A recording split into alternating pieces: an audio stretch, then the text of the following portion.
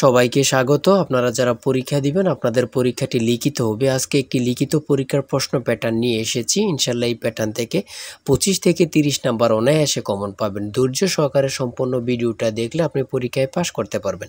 আমি দেখিয়ে দিব কোন কোন বিষয়ে কোন কোন টপিক থেকে প্রশ্ন আসে। লিখিত পরীক্ষায় অনেকেই ভয় পায়, এখানে ভয় পাওয়ার কোনো কারণ নেই।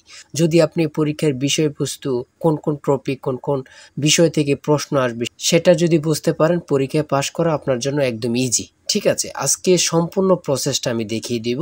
আর বলে রাখি, আপনারা যারা পরীক্ষা দিবেন আপনাদের জন্য একদম শর্ট করে চূড়ান্ত সাজেশন তৈরি করা হয়েছে। পরীক্ষার প্রশ্ন প্যাটার্ন যেমন থাকবে সেম প্যাটার্নে আমরা একটি চূড়ান্ত সাজেশন তৈরি করেছি। সাজেশনটি নিতে স্ক্রিনে দেওয়া হোয়াটসঅ্যাপ নাম্বার রয়েছে, ইমো নাম্বার রয়েছে, দুটোর মধ্যে যে কোনো একটি মেসেজ করে সাজেশনটি সংগ্রহ করুন। সাজেশনের মূল্য মাত্র 100 টাকা। আমি বলি অবশ্যই প্রত্যেকে আমাদের সাজেশনটি সংগ্রহ করবেন। যারা যারা পরীক্ষা দিবেন প্রত্যেকে আমাদের সাজেশনটি সংগ্রহ করবেন।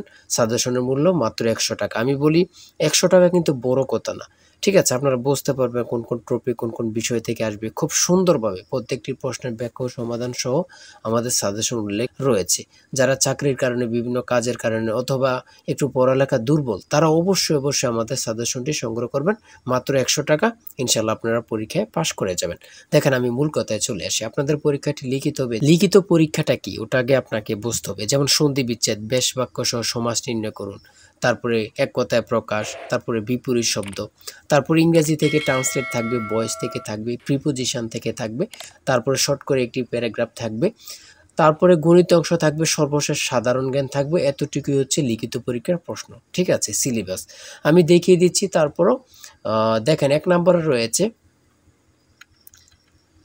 নম্বরে রয়েছে অনুচ্ছেদ লিখুন, কৃত্রিম বুদ্ধিমত্তা। ঠিক আছে, অনুচ্ছেদ লিখুন, কৃত্রিম বুদ্ধিমত্তা সম্পর্কে একটি অনুচ্ছেদ লিখবেন। এই অনুচ্ছেদটি লিখতে পারলে আপনাকে 5 নাম্বার দেওয়া হবে। হ্যাঁ, যে কোনো একটি অনুচ্ছেদ দিতে পারে, এটা নিয়ে আমি মনে করি আপনাদের কোনো সমস্যা হবে না। হ্যাঁ, তারপর 2 নম্বরে থাকবে সন্ধি বিচ্ছেদ করুন। এখানে 5টা সন্ধি বিচ্ছেদ থাকবে, 5টার জন্য 5 নাম্বার আপনাকে দেওয়া হবে। আমার কথা বুঝতে পারছেন? তারপরে রয়েছে 2 নম্বরের সন্ধি বিচ্ছেদ, এখানে 5টা থাকবে, 5টার জন্য 5 নাম্বার। তারপরে 3 নম্বরে রয়েছে বেশ বাক্য সহ সমাস নির্ণয় করুন। এখানে 5টা আছে, 5টার জন্য 5 নাম্বার আপনারা পেয়ে যাবেন। ঠিক আছে, প্রত্যেকটি প্রশ্নের জন্য 1 নাম্বার করে। আর বলি, যারা পরীক্ষা দিবেন কোথায় থেকে পড়বেন, অনেকেই বোঝেন না। এখান থেকে ওখান থেকে না পড়ে আমাদের কাছ থেকে সাজেশনটা নেন, আপনি সুন্দরভাবে পড়ে যান, পরীক্ষা উত্তীর্ণ হয়ে যাবেন। ঠিক আছে, বুঝতে পারছেন কথা?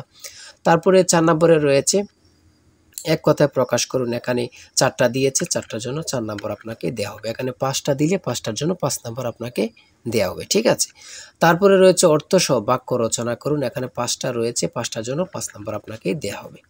ঠিক আছে, তারপরে 6 নম্বরে রয়েছে একটি শর্ট করে প্যারাগ্রাফ, সোশ্যাল মিডিয়া সম্পর্কে একটি প্যারাগ্রাফ আপনারা লিখতে হবে।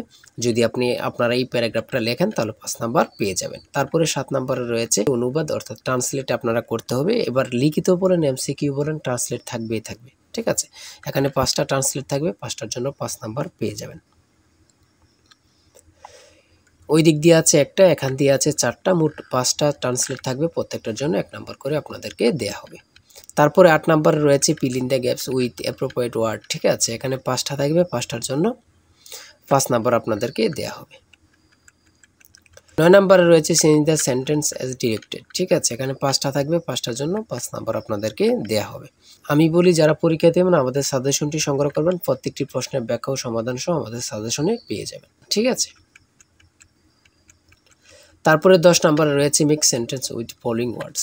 এখানে 5টা থাকবে, 5টার জন্য আপনাকে 5 নাম্বার দেওয়া হবে। দেখেন কিন্তু কোন কোন টপিক থেকে প্রশ্ন আসে, এটা কিন্তু দেখেন, খুবই গুরুত্বপূর্ণ একটি প্রশ্ন প্যাটার্ন।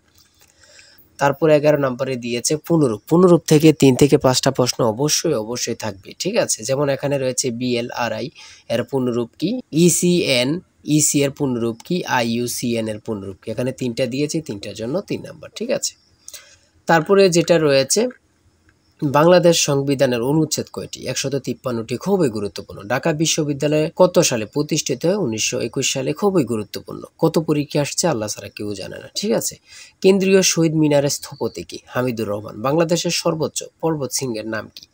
সেটা হচ্ছে তাজিংডং বিজয়। ঠিক আছে, খুবই গুরুত্বপূর্ণ। 1952 সালে 21শে ফেব্রুয়ারি ফাল্গুন মাসের কত তারিখ ছিল? 8 ফাল্গুন। ঠিক আছে, খুবই গুরুত্বপূর্ণ একটি প্রশ্ন। তারপরে রয়েছে 17 নম্বরে 3 বিঘা করিডোর কোন জেলা অবস্থিত? খুবই গুরুত্বপূর্ণ, লালমনিরহাট। অনেক চাকরি পরীক্ষায় এই প্রশ্নটি আসছে, ঠিক আছে। আন্তর্জাতিক নারী দিবস কত তারিখে অনুষ্ঠিত হয়? 8 মার্চ। 8ই মার্চ। আন্তর্জাতিক নারী দিবস কত তারিখে অনুষ্ঠিত হয়? 8ই মার্চ। কত পরীক্ষা যে আসছে আল্লাহ ছাড়া কেউ জানে না, শুধু এটাই হচ্ছে কথা।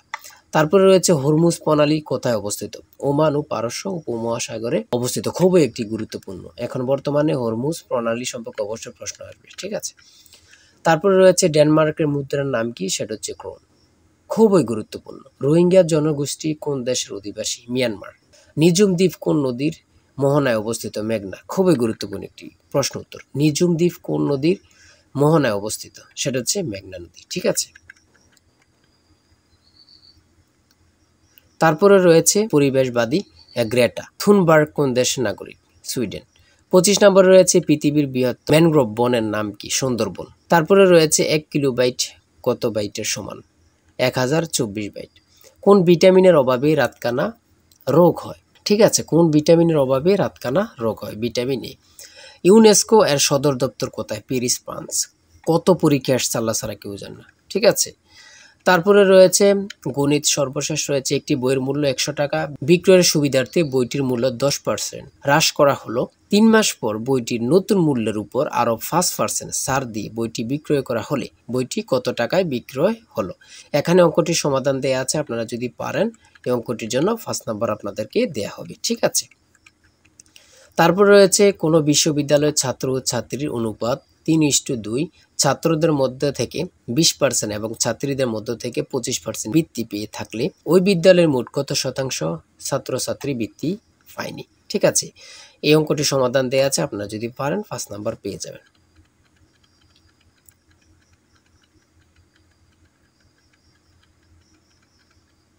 তারপরে রয়েছে 31 নম্বরে একটি গড়ের মেঝের দৈর্ঘ্য 4 মিটার এবং প্রস্থ 3.5 মিটার, গড়টির উচ্চতা 3 মিটার এবং দেয়ালগুলো 5.5 সেন্টিমিটার পুরু হলে 4 দেয়ালের আয়তন কত?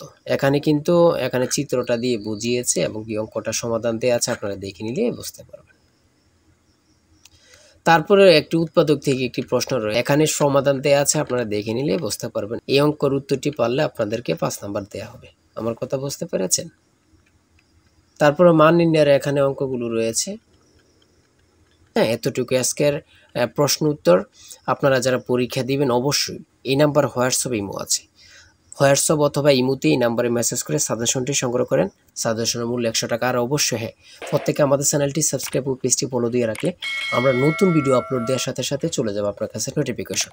আপনাদের পরীক্ষার প্রশ্ন সমাধান, আপনাদের রেজাল্ট, বিভিন্ন চাকরির খবর, সকল কিছু আমাদের চ্যানেলে পাবেন। তাই অবশ্যই চ্যানেলটি সাবস্ক্রাইব করে পাশে থাকলে আপনাদের চলবে, ঠিক আছে। যে কোনো মুহূর্তে যে কোনো সমস্যা আপনাদের কাছে নোটিফিকেশন চলে যাবে।